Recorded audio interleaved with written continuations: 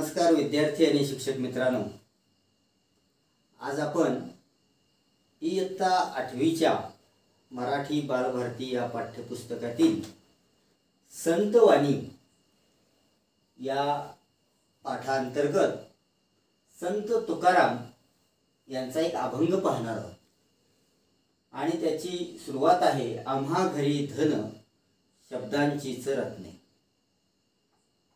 अभंगाला सुरुवात करण्यापूर्वी आपल्याला या पाठातून काय शिकायचं आहे याला आपण अध्ययन निष्पत्ती म्हणतो।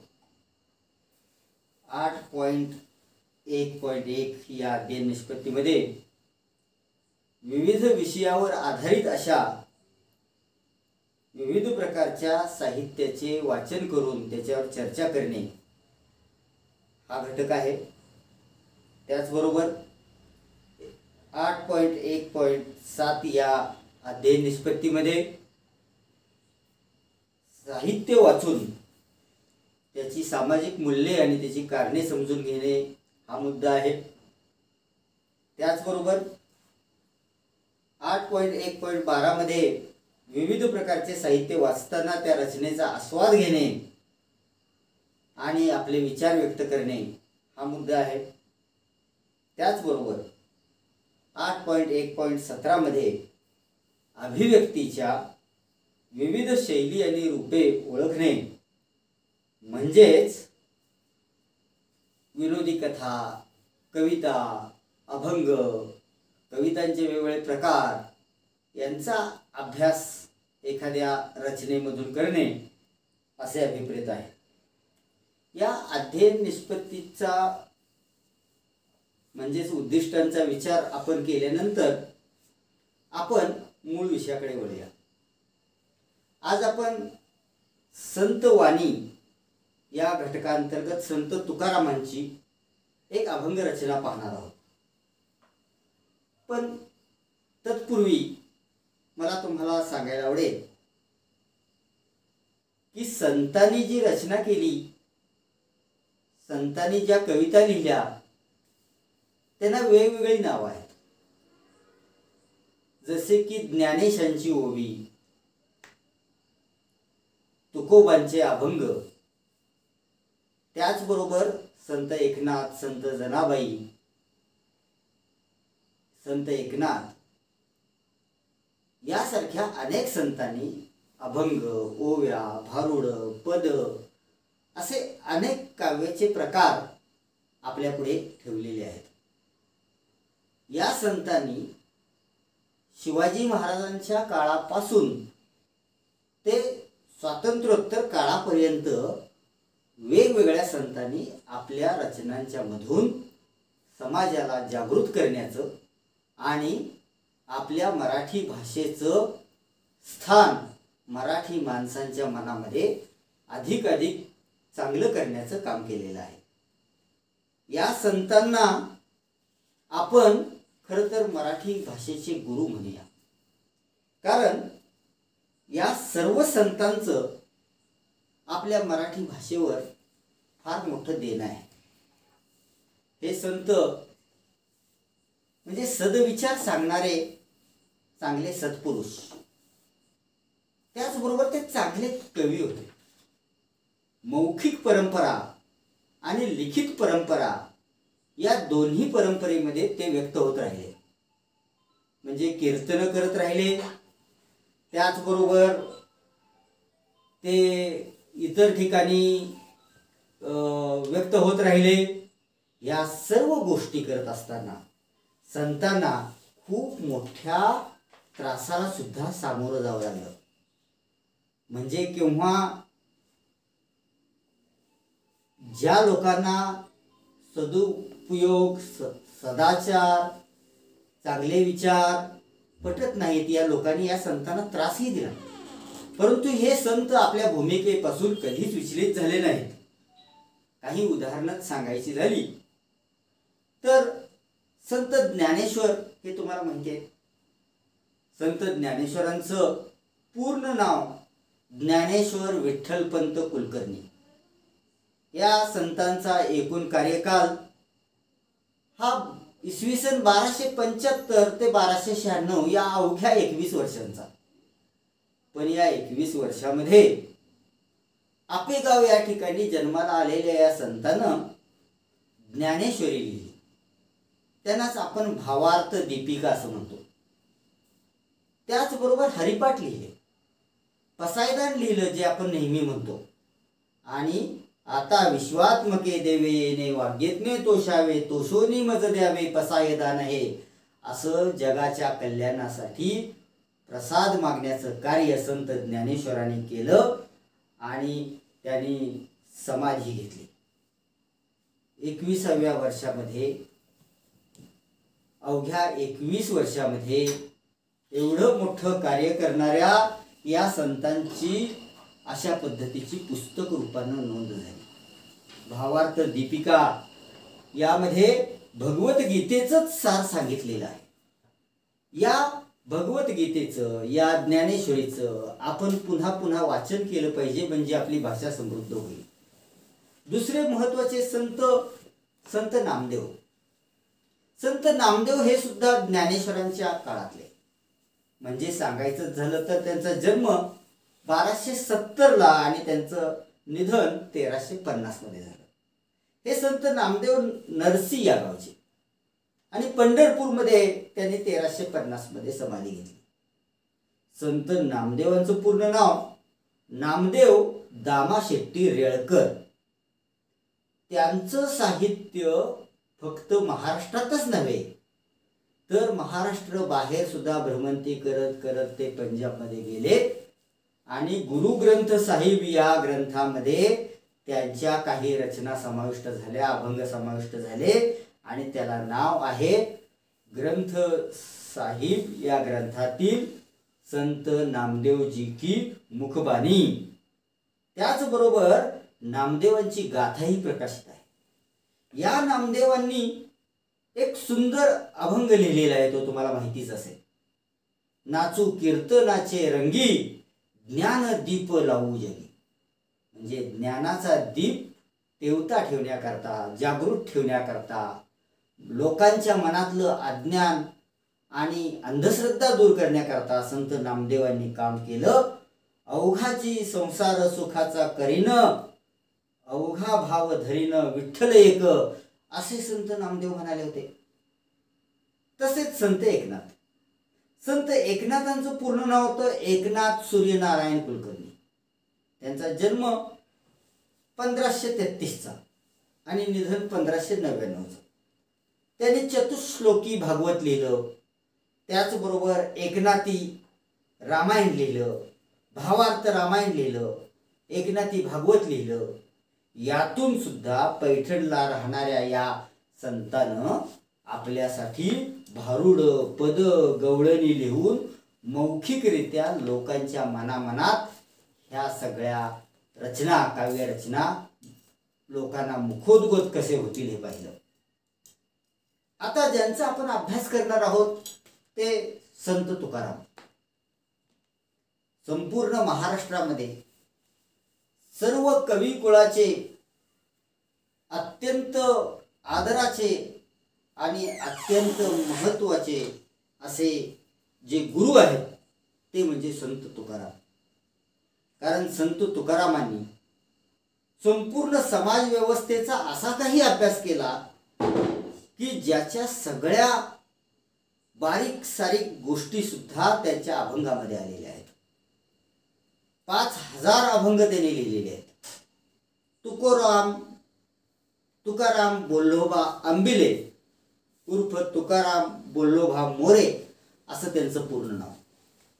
तुकारामांचा जन्म 1608चा आणि तुकारामांचं निधन किंवा ते वैकुंठवासी गेले म्हणतात तो काळ आहे 1650चा. तुम्हाला माहितीच आहे की शिवाजी महाराजांच्या काळातले हे महत्वाचे संत. तुकारामांनी तुकारामांची गाथा लिहिली, म्हणजे अभंग लिहिले, अभंगवाणी लिहिली. जे का रंजले गांजले त्याशी म्हणे जो आपुले, तोची साधू ओळखावा देव तेथेची मानावा, अशी रचना त्यांनी केली. समाजाच्या विकृतीवर प्रहार करण्याचं काम त्यांनी केलं. त्यांची अभंगाची गाथा प्रकाशित आहे. हे पुस्तक त्यांच्या अभंगाची मूळ प्रत आहे. त्याचबरोबर ते ज्या ठिकाणी जन्माला आले त्या देहू या ठिकाणी त्यांचं जे मंदिर आहे त्या ठिकाणी अभंगाचा गाथा म्हणून संत तुकाराम महाराज संस्थान श्री क्षेत्र देहू यांनीही ही अशा प्रकारची गाथा निर्माण केलेली आहे. या गाथेमध्ये जवळजवळ पृष्ठे त्याची आहेत 1000 आणि या 1000 पृष्ठांच्या मध्ये त्यांचे 5000 अभंग आहेत. इतकं मोठं कार्य करणाऱ्या संतांचे अभंग सुद्धा त्यावेळच्या लोकांनी तिथल्या नदीमध्ये बुडवलेले होते. पण त्यांचं कार्यच इतकं मोठं होतं की लोकांना कीर्तनातून हे अभंग मुखोद्गत झालेले होते. हे अभंग पुन्हा लिहिले गेले आणि त्याची अशी गाथा तयार झाली. हे सर्व आपल्या पुढे सांगण्याचं कारण असं आहे की हे जे सगळं साहित्यातून प्रकट झालं, नंतरच्या काळात संत गाडगेबाबा यांनी मोठं काम केलं, त्याचबरोबर संत तुकडोजी यांनी मोठं काम केलं, स्वामी विवेकानंद यांनी मोठं काम केलं. यांची ही भली मोठी पुस्तकं मी तुमच्या पुढे आणून दाखवली.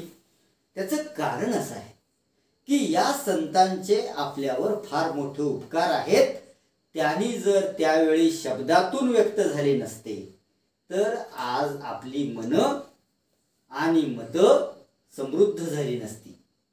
म्हणजे शब्दांचं इतकं मोठं महत्त्व आहे की त्या शब्दातून आपल्याला खूप काही घेता येतं, देता येतं. अशा शब्दांची सुरुवात संत ज्ञानेश्वरांनी केली होती, हे तुम्हाला माहितीच आहे. संत ज्ञानेश्वरांनी एका ओवीमध्ये असं मराठीचं कौतुक केलेलं आहे की माझा मराठीचा बोलू कौतुके, माझा मराठीचा बोलू कौतुके, परी अमृतातेही पैजा जिंके, ऐसी अक्षरे रसिके मिळविन. म्हणजे माझी मराठी भाषेची महती इतकी मोठी आहे की निश्चयानं पैजेनं मी सांगतो की अमृतासारख्या गोड गोष्टीला सुद्धा मी हरवेन, इतकी मराठी माझी गोड आहे. अशा रसाळ भाषेमध्ये लिहिणाऱ्या संतांची रचना प्रत्येक इयत्तेला पाठ्यपुस्तकात संतवाणी म्हणून आलेली असते. त्यापैकी इयत्ता 8वीला शब्दांचंच महत्त्व सांगणारा संत तुकारामांचा एक अभंग आलेला आहे आणि तो अभंग आपल्या समोर आहे. इथं शब्दांचं महत्त्व सांगितलेलं आहे. तो अभंग मी पहिल्यांदा वाचेन. आम्हा घरी धन शब्दांचीच रत्ने, आम्हा घरी धन शब्दांचीच रत्ने, शब्दांचीच शस्त्रे यत्न करू, शब्दची आमुच्या जीवीचे जीवन, शब्दची आमुच्या जीवाचे जीवन, शब्दे वाटू धन जन लोका, शब्दे वाटू धन जन लोका.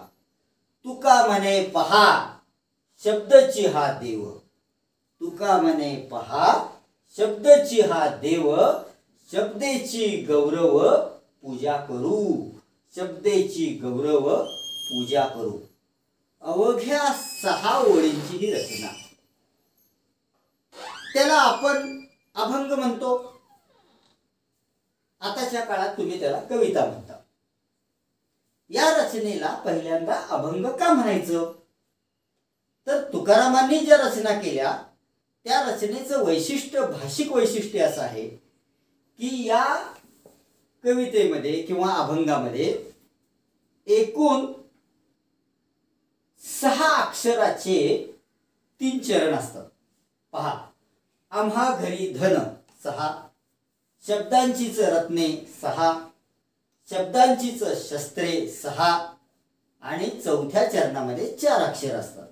पहा, यत्न करू, जन लोका पूजा करू. म्हणजे 6 6 6 4 अशा अक्षरांचा एक चरण होतो आणि अभंगातलं ते कडवं होतं. अशा 3 किंवा अधिक कडव्यांनी मिळून एक रचना होते, त्याला आपण अभंग म्हणतो. अभंग म्हणजे भंग न पावणारा, कायम स्मरणात राहणारा, चिरंतन तत्व सांगणारा असा हा अभंग. या अभंगाचं वैशिष्ट्य प्रत्येक ठिकाणी आपल्याला पाहायला मिळेल. ज्ञानेशांचे किंवा तुकोबांचे अभंग किंवा हरिपाठी तुम्ही ऐकले असतील. हरिमुखे म्हणा, हरिमुखे म्हणा, पुण्याची गणना कोण करी, यासारखी रचना पहा. अभंगाचंच उदाहरण आहे. अशा उदाहरणामधून आपल्याला अभंग म्हणजे काय हे नेमकं कळलं. आता या रचनेमध्ये वर्णन केलेलं आहे ते म्हणजे शब्दांचं महत्व. काय आहे शब्दांचं महत्व? मराठी भाषा ही 48 वर्णांनी तयार झालेली आहे. अ आ पासून ते क्ष ज्ञ पर्यंत असे स्वर, स्वरादी आणि व्यंजन या अक्षरांच्या पासून अर्थयुक्त असे 2 अक्षर किंवा स्वर आणि व्यंजन एकत्र आले आणि त्यांनी शब्द तयार झाला. असा एक शब्द तयार झाला की तो शब्द प्रतीक रूपानं आपल्याला लक्षात येतो. म्हणजे पुस्तक असं जेव्हा आपण म्हणतो तेव्हा या पुस्तक या शब्दाला काहीतरी प्रतीक असतं. मग कोणतं ना कोणतं पुस्तक आपल्या नजरेसमोर येतं. फळा म्हटलं की हा एक शब्द आहे, परंतु फळा या शब्दानं आपल्याला फळाची आकृती आपल्या अंतर्मनामध्ये जागृत होते.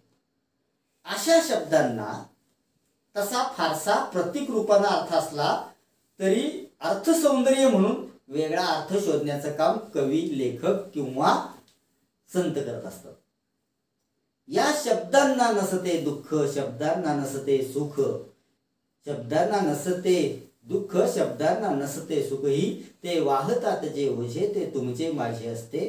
म्हणजे आपल्या सर्व समाजाचे, आपल्या आजूबाजूच्या परिस्थितीचे सर्व भाव या शब्दामध्ये जागृत होत असतात आणि मग आपल्याला ते आवडत असतात. म्हणून कविता किंवा कोणताही पाठ आपल्याला आवडत असतो. शब्द काय काम करतात तर शब्दांच्या घेऊन ज्योती उधळू अज्ञानाच्या राती, शब्दातून जोडत जाऊ जगी मानवतेची नाती. हे शब्द ज्या मुखावाटे व्यक्त होतात, ज्या जिभे वाटे व्यक्त होतात, ही जीभ चांगली असेल तर मुखामध्ये ओवी येते आणि ही जीभ आपल्या विचारानं कलुषित झाली असेल तर ओवीच्या जागी शिवी पण येते. म्हणून चांगल्या विचारांनी चांगली कविता आकाराला येत असते. कवितेतून आपल्याला नवीन नवीन जीवन दर्शन घडत असतं. हे शब्दांच्या माध्यमातूनच होत असतं. वामन निंबाळकर नावाच्या कवीने एका ठिकाणी म्हटलेलं आहे की शब्दांनीच पेटतात घरे, दारे, देश आणि माणसे सुद्धा, शब्दच विझवतात आगही शब्दांनी पेटलेल्या माणसांची. शब्द नसते तर पडल्या नसत्या डोळ्यातून आगीच्या ठिणग्या, वाहिली नसते आसवांचे महापूर, आले नसते जवळ कोणी, गेले नसते दूर. एवढं शब्दांचं महत्व आहे. आणि या शब्दांना आपण जवळ करून शब्दांच्या विविध व्युत्पत्ती शोधून आपण समृद्ध व्हायचं आहे. समानार्थी शब्द असतील, विरुद्धार्थी शब्द असतील, वाक्यप्रचार असतील, म्हणी असतील, शब्दसमूह असतील, यांचा जेवढा असेल तेवढा संचय आपल्या जवळ करून घेऊन ते निबंधातून, वक्तृत्वातून, आपल्या उत्तरामधून, समाजात बोलत असताना व्यक्त करण्यातून आपण जेव्हा या शब्दांना जवळ घेऊ तेव्हा आपल्यासारखं श्रीमंत कोणीच असणार नाही. म्हणून शब्दांचं हे महत्व आपण आता समजून घेऊया. मूळ रचनेकडे पुन्हा एकदा वळूया आपण. संत तुकाराम महाराज आपल्याला असं सांगतात की आम्हा घरी धन शब्दांची चरत नाही. प्रत्येक माणसाला आपलं आयुष्य खूप सुखी समाधानी जावं वाटतं. त्याला वाटतं भरपूर धन संपादन करावं. धन म्हणजे पैसा. हा पैसा जेवढा येईल तेवढा मी श्रीमंत असं त्याला वाटत असतो. पण तुकाराम महाराजांना असं वाटत नाही. त्यांना सर्व प्रकारची रत्न आणि सर्व प्रकारचे अलंकार मृत्तिके समान म्हणजे मातीसारखे वाटत होते. म्हणून त्याने असं म्हटलं की आम्हा घरी धन, आमच्या घरी धन म्हणजे संपत्ती कोणती आहे, पैसा कोणता आहे, शब्दांचीच रत्न आमच्याकडे आहेत. शब्द हीच आमची रत्न आहे, तेच अलंकार आम्ही मिळवतो आणि अशा शब्दांची शस्त्रे यत्न करू. यत्न म्हणजे प्रयत्न, प्रयत्नानं आम्ही असं करू की या शब्दांची शस्त्र सुद्धा करू. बघा आपली मराठी भाषा एकाच वेळी कोमल आहे आणि एकाच वेळी कठोर आहे. एखाद्याला चुकीचं वागणाऱ्या माणसाला कठोरात कठोर शब्द बोलून आपण घायाळ करू शकतो शब्दांनी. त्यासाठी शस्त्र लागत नाही. म्हणजे शब्द हे सुद्धा कधी कधी शस्त्र होतो. तुकारामांचाच दाखला देतो. तुकाराम महाराजांनी एका अभंगात लिहिलेला आहे, भले तरी देऊ कासेची लंगोटी, नाठाळाच्या माथी हानू सोटा. चांगलं वागणाऱ्याला आम्ही काहीही देऊ, परंतु वाईट वागणाऱ्याला शब्दांचा सोटा मारल्याशिवाय आणि त्याला वळणावर आणल्याशिवाय राहणार नाही. असं शब्दांचं महत्व व्यक्त केलेलं आहे. पुढं तुकाराम महाराज म्हणतात की शब्दची आमुच्या जीवाचे जीवन, शब्दे वाटू धन जन लोका. आमच्या जीवाचे जीवन म्हणजे आपल्या प्रत्येकाच्या हृदयामध्ये एक टिकटिक चालू असते. ती जोपर्यंत चालू आहे तोपर्यंत आपण जिवंत आहोत. हे आमचं हृदय, हे आमचं काळीज, हा आमचा जीव फार महत्वाचा प्रत्येकाला वाटतो. तुकाराम महाराज म्हणतात की या जीवापेक्षा सुद्धा प्रिय मला शब्द आहे, म्हणून त्या जीवीचे जीवन म्हणजे आमचे शब्द आहेत. आणि इतक्या जीवलग असणारे, इतके महत्वाचे असणारे हे शब्द आम्ही जनलोकामध्ये वाटू. म्हणजे इतका हा परोपकार करणारा संत, लोकांना शब्दांचं धन देऊन ज्ञानाच्या ज्योती पेटवणारा संत, मुलखा वेगळा संत आपल्याला नक्कीच देवदूतासारखा भेटला आहे. म्हणून आपली मराठी भाषा आणि मराठी संस्कृती आज तागायत अटकेपार झेंडा गरवत आहे. संत तुकाराम महाराज पुढे म्हणतात की तुका म्हणे पहा शब्दची हा देव, शब्देची गौरव पूजा करू. तुकाराम महाराजांना असं वाटतं की शब्द हेच माझे देव आहेत. मंदिरातल्या देवाला बोलता येत नाही, कान असून ऐकता येत नाही, परंतु आपल्या शब्दांना मात्र अर्थ लगडलेले असतात. या शब्दांना खूप मोठं सौंदर्य प्राप्त झालेलं असतं. शब्द आपल्याला हवं ते देतात. एखाद्या प्रसंगी आपण आईला एखादी गोष्ट मागतो, ती शब्दातूनच मागतो आणि आई पळत जाऊन ती वस्तू आपल्याला आणून देते. म्हणजे देवापेक्षाही जलद कृती करणारी कोणती घटिका असेल तर ती म्हणजे शब्द आहेत. आणि म्हणून शब्द हेच आमचे देव आहेत आणि या शब्दांचा गौरव करूनच त्या शब्दांची पूजा आम्ही बांधू असं मोठ्या गौरवानं म्हणणारे संत मला आणि आपल्या सर्वांनाच नक्कीच मार्गदर्शक आहेत. मी आपल्या सर्वांना एवढंच सांगेन की या शब्दांचं महत्त्व आपण सर्वांनी ओळखावं आणि संतांचं चरित्र समजून घ्यावं.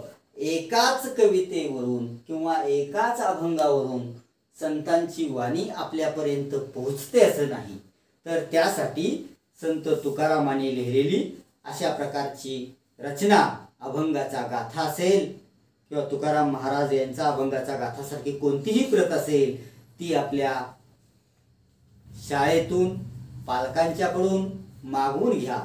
त्यातील अनेक रचना आपण पहा, वाचा आणि शब्दांनी समृद्ध व्हा.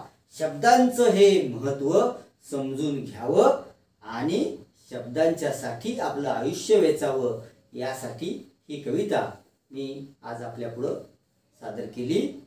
धन्यवाद.